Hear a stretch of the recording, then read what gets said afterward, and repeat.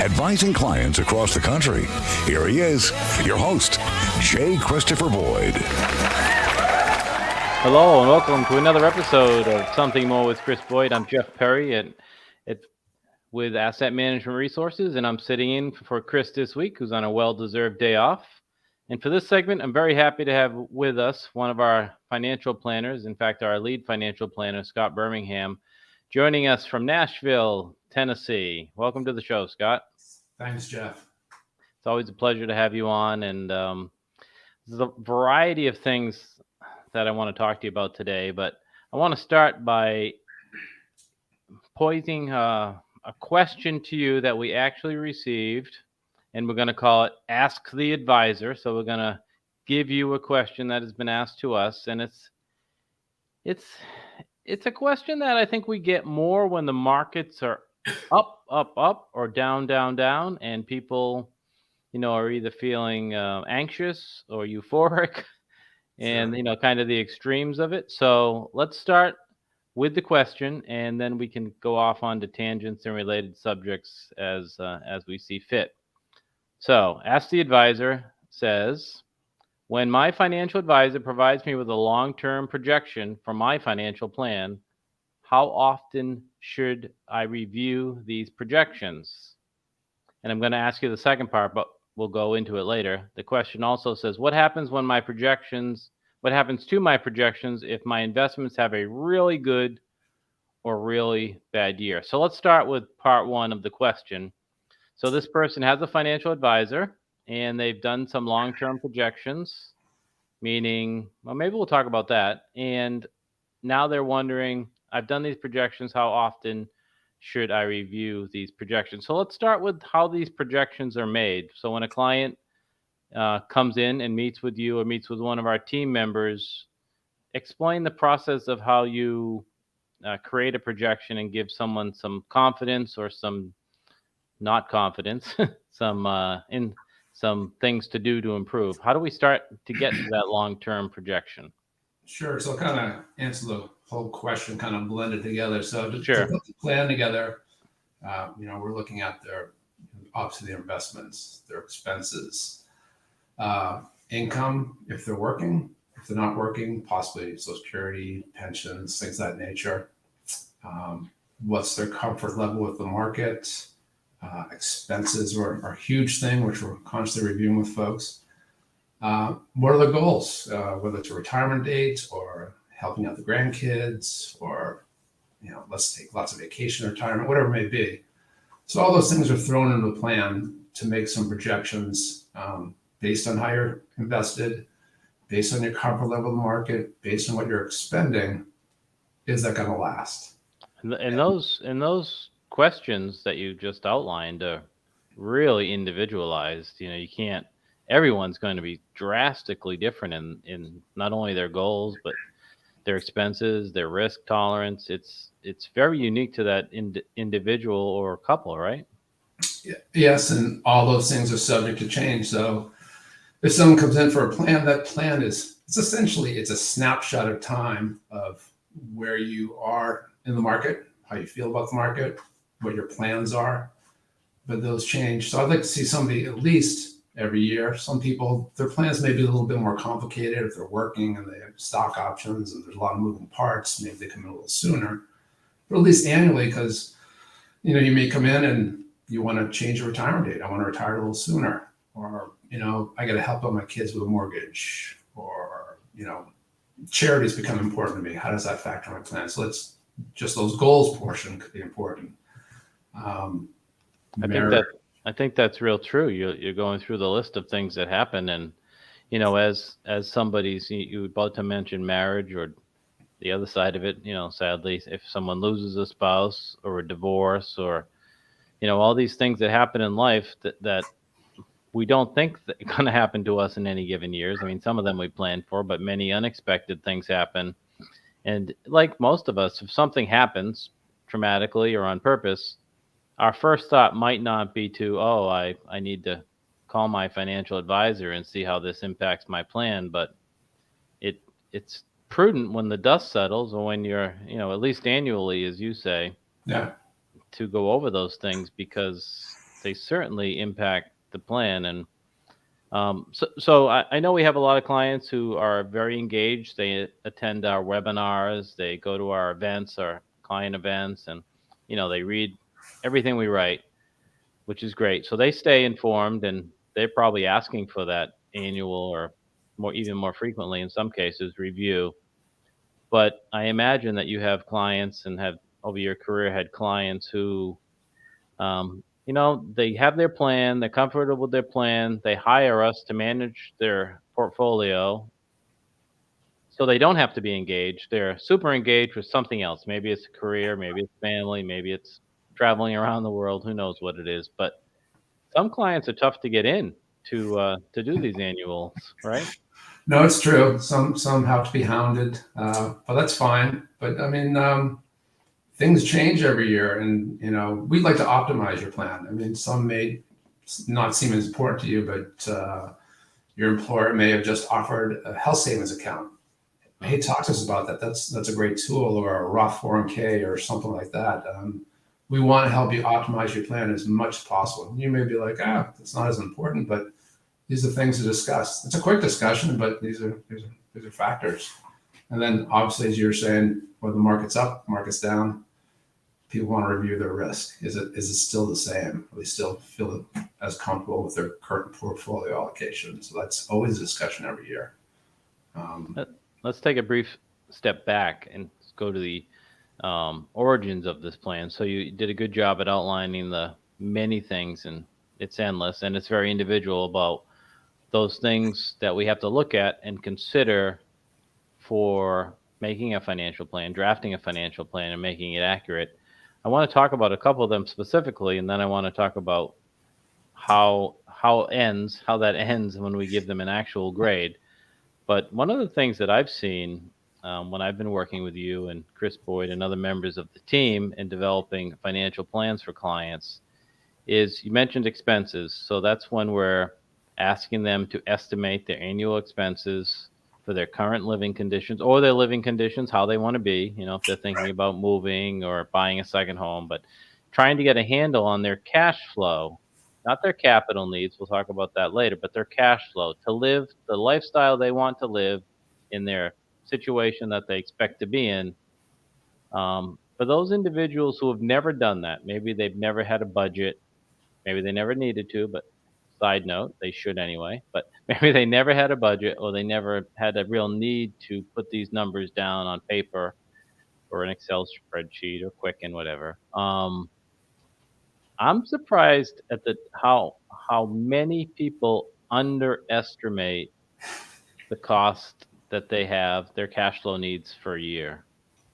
Yeah, it's everyone. It's absolutely everybody who walks in the door. Yeah. We used to provide kind of a 3 or 4 page kind of fill-in form because there's expenses you don't think about. But usually you have some of the expenses there and start ratcheting out cable and phone bills and stuff like that. But there's a whole host. So I used to give like a 4-pager, hoping that would prompt them. Other times we look at their bank statements, but just in the past month, I think I've had 3 clients sign on. We have a budgeting tool similar to Mint. Basically, if you say, for example, you do everything through your credit card, you'll link your credit card, you'll import the past 3 months of expenses. And for one client who did it, they were all over the place. So maybe, $5,000 one month and $15,000 the next month. So we're trying to get an average because if, quality information in, we're going to give you good projections. So we really want to get an average of what your expenses are on a monthly basis. And, for a lot of folks, it changes every month. The property tax bill comes in or your car insurance bill comes in once a year. So looking at 1 month's not enough. So I love that a few clients have signed up for that.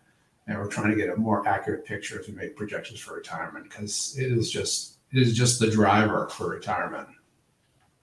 Yeah, that's a good point. I know myself, I pay my property taxes here. I'm in Florida, you're in Tennessee, and we're recording in Massachusetts. So it's different in every part of the region on how bills are paid and such. But my property taxes, we get one bill a year and we pay it. So if I'm looking at my year so far, I have 0 property taxes expenses because the bill comes out in November.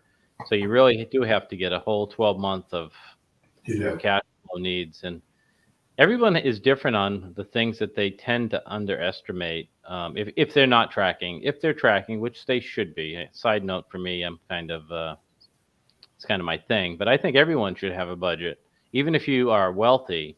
You should know where your dollars go. There's a kind of an old saying that if you don't tell your dollars where to go, they'll find a home. Right.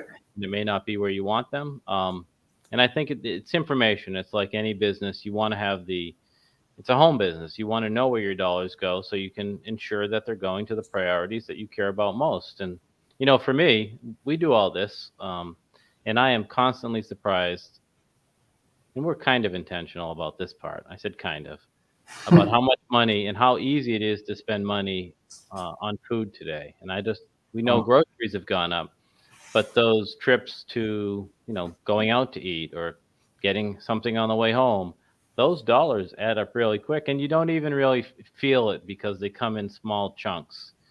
But if you add it up at the end of the year, a lot of people underestimate their dining out and their food costs.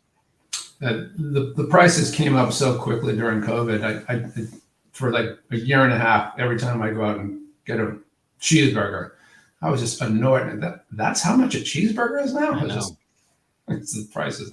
And then same with going to the grocery store. Just it's Right. amazing. Right. Up 30%. It's just crazy. So And yeah, it's that's obviously factored into our plans. The inflation on your expenses is obviously factored in, which I think you say people underestimate their expenses. They also completely underestimate, even having gone through this for the past few years, the effect of inflation over the long term, how much they're going to right. be in 10, 20, 30 years, what an effect it has on their plan. Yeah. I think that's accurate. And in part, I think it's because we had a long period of very low inflation, 1.5%, 2%. So people didn't feel it. And then when we had the spike due to, the government spending and all the things, stimulus that the government tried to do to keep our economy afloat when we were in lockdown, we're paying the price for that now. And hopefully that's on the downside. But yeah, you're talking more about the long-term impacts of inflation, meaning if you're 70 years old, you could very well live to 90 Sure. statistically now, and that's two more decades. And if you think back 20 years, if you go back to the year 2000, for example, the cost of a car, right? Or the car, things that are easy kind of to remember, not the cost of your groceries, that may be a little bit harder Right. to remember, but the cost of capital items and the cost of expenses, the cost of utilities, the cost of taxes, property taxes, and such. It's easy to think about that looking forward when you realized, oh yeah, those have doubled or whatever the case may be, sometimes more. So inflation is a big part. So when you're creating a financial plan in the software that you use, I assume that there's a expected inflation rate over the expected life of that individual. Yeah, so we use CPI for your basic living expenses, and then something for, say, healthcare or education. We're going to inflate that at 5% because that seems to be kind of a more expected rate, unfortunately. Yeah, they do have their own inflation rate, it seems like. Yeah. So you get a hold of their operating expenses, their cash flow needs. How about those capital things? Meaning, if someone's going to live at, say, we'll just use the term 20 to 30 years in retirement, and they have a vehicle now, or they have a boat now, or whatever their lifestyle is, a camper perhaps, and they're going to want to replace these things, or they're maybe, geez, people love to travel. I know I do. I love to travel more at this stage of my life, and so those are tougher to put in operating expenses because they may be a one time or every other year or every 5 years or whatever the case may be. How do you look at the need for capital purchases such as cars, toys, vacations, a new Sure. roof on the house, whatever might be in that future for that person or that couple? Sure. So that's a whole discussion. I kind of consider that a goals discussion. And yeah, we'll factor in, how often you purchase a car, how often you like to travel. Do you have any, do you constantly, add a deck to your house? You're that type of person that's constantly upgrading your house. Right. You think you're going to buy a boat for retirement is obviously something. If you're on the Cape or Florida, that's a discussion. But we have the ability to say, all right, we're going to buy a car every 7 years on the program, and we'll inflate that number. It's not just a static every year. So we can offset things, which is great because we'll pull up a spreadsheet for folks and say, here are your, extra expenditures in year 20. So maybe we don't want to buy a car and a boat in the same year, or we don't want to go on a vacation in the same year, a big European vacation the same year. Right. So that helps us map things out, because obviously retirement, bigger expenditures for a lot of folks, it's taking out a retirement account, paying some more taxes. So, there's a little bit of tax planning in the way we structure, your expenditures. Tax planning is another one of those things that I think people miss when they're doing their own kind of calculation about retirement. They may look at their 401k or their savings or wherever they're going to draw income from, in addition to Social Security, maybe a pension or whatever they have. And they look at, I have $1 million, say, in my 401k. I'm going to take $50,000 a year. And they forget that Uncle Sam's going to get his cut right off the top. And it sounds so simple, but so many people just miss that calculation for taxes in their retirement. It's true. So our goal for tax planning is to decrease your overall lifetime expenditure on taxes, whether it's through retirement plans, health savings accounts, Roth conversions for the portfolio, tax loss harvesting, all sorts of things. So every year that is part of the discussion, as it should be. You may have got a bonus this year. Right. Capital losses built in from prior years. So there's a whole host of discussions. So we want to sit down every year. We'll take a look at your tax returns. We'll do an analysis, do a little tax planning around that. So obviously a key component. The more complicated your plan is, probably the more tax, planning there is as well. Right. I don't want to go too deep into this, maybe just a couple of minutes of comments from you. It's actually a whole segment we have done and will do again. But the decision to when to take Social Security is a big part of these meetings and discussion and, long-term planning, whether or not to take it as soon as you're available, maybe at 62 at a lower benefit, and things like health certainly play into that. Or if you have adequate cash flows, do you wait until maybe 70 to get the maximum benefit? It's surprising the data that shows how many people just take it when they're eligible. It's true. Yeah. It can be a really big driver for success in a portfolio. So we'll be running scenarios. I'll show folks, you have X percentage chance of having your money last. We usually do, say, age 92 for a male, 94 for a female. And if they're taking their money, Social Security money at 62, I'll show them different effects if they say wait till full retirement age, which is 67 for most folks, or 70, or even a combination of one spouse taking it regular. And it makes just a dramatic effect on most people to sit down with. And, there's decisions that have to be made there. Health, your comfort level with not taking it, longevity in the family. Right. But it is a key discussion to have with folks because it is a big mover. So when you've got your handle, when you have your handle on all of these things, the income coming in, the expenses, the capital needs, when you're taking Social Security, all these things that we talked about, capital purchases, and you have a good sense that you have some confidence in the numbers, the quality of the numbers, you actually give them a score, right? Tell us about that. Yeah, so we run what's called a Monte Carlo scenario. The idea behind that is if I were to run a spreadsheet of all those variables you just mentioned, they increase by the same number every year. And we'll show somebody something like that. And it's great visually to see where's the money coming in, where's the money going out, and it helps with planning. But it's not a realistic look at things. So what we try to do is use the Monte Carlo scenario. It runs 1,000 simulations of your portfolio. So how your portfolio is allocated, how much small cap, mid cap, bonds. And essentially the market's up certain years, the market's down certain years based on your portfolio. And you need to have that money come out year after year. So we want to see in up markets, down markets, can you essentially have your expenses paid for on your portfolio to age, say 92, 94, whatever it may be. I think that's the most realistic way to do it. We also add a little feature on that. So if your portfolio is 70% stocks at retirement, we're going to say, let's slowly grade that portfolio to be a little more conservative over time, because we think that's more realistic. At age 85, you're not going to be 70% stocks for most folks. So the program will essentially get you a little more conservative over time, which gives you a little more conservative result. But we think it's a much more realistic, real world result of what are the odds you're going to make it to 92, 94. So it'll give you a score, a percentage really. What percentage of the time does your money last? Like 1 to 100, just like you're back in school. Right.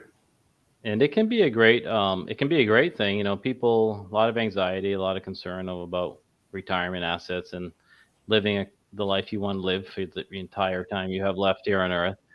And if you get 100, it feels really good. Not everybody gets 100. No, sir.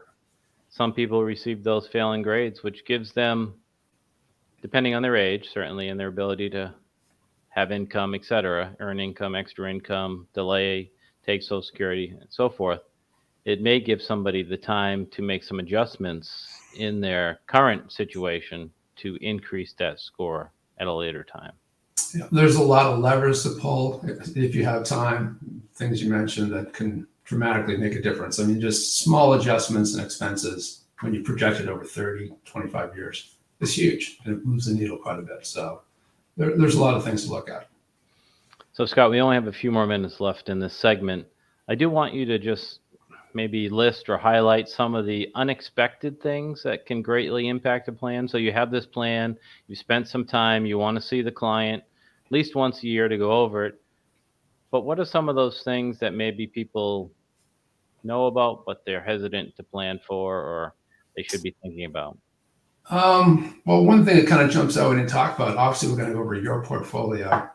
Want to make sure you're comfortable with the risk, go over what's done, go over the market. But a lot of folks have accounts outside, their 401ks, IRAs outside, still working. We want to get updates for that as well, because we may give you a roadmap, this is how we want your portfolio here and outside, but it may have drifted over time. You've made contributions, you made changes. So that's a big piece of getting all those outside accounts factored into your plan every year. So, right. And we're going to have to do it in a different segment, but then you have issues that we don't like to think about, such as the premature death of a spouse, perhaps, right, a disability or injury, or some need for long-term care. These things, or maybe a family member needs help that you didn't expect. All these things can greatly impact your plan. If you'd like to talk to us about your situation, you can check us out on the internet at amrfinancial.com, or you can call our office at 508-771-8900. This is what we do each and every day with our clients. And if you would like a second look at your plan, we'd be happy to do that. Scott, really want to appreciate the time that you spent today. I know you're busy developing these financial plans and keeping up with our own clients. So thank you for joining us, Scott, and we'll have you on again to go a little deeper into some of these issues. Great. Thanks, Jeff. And thank you for joining us for this episode. We'll be back, but until then, keep striving for something more. You're listening to Something More with Chris Boyd, Financial Talk Show. Asset Management Resources, LLC, and J. Christopher Boyd, CFP, provide investment advice on an individual basis to clients only. Proper advice depends on a complete analysis of all facts and circumstances. The information given on this program is in the nature of general financial comments and cannot be relied upon as pertaining to your specific situation. AMR, LLC cannot guarantee that using the information from this show will generate profits or ensure freedom from loss. Listeners should consult their own financial advisors or conduct their own due diligence before making any financial decisions.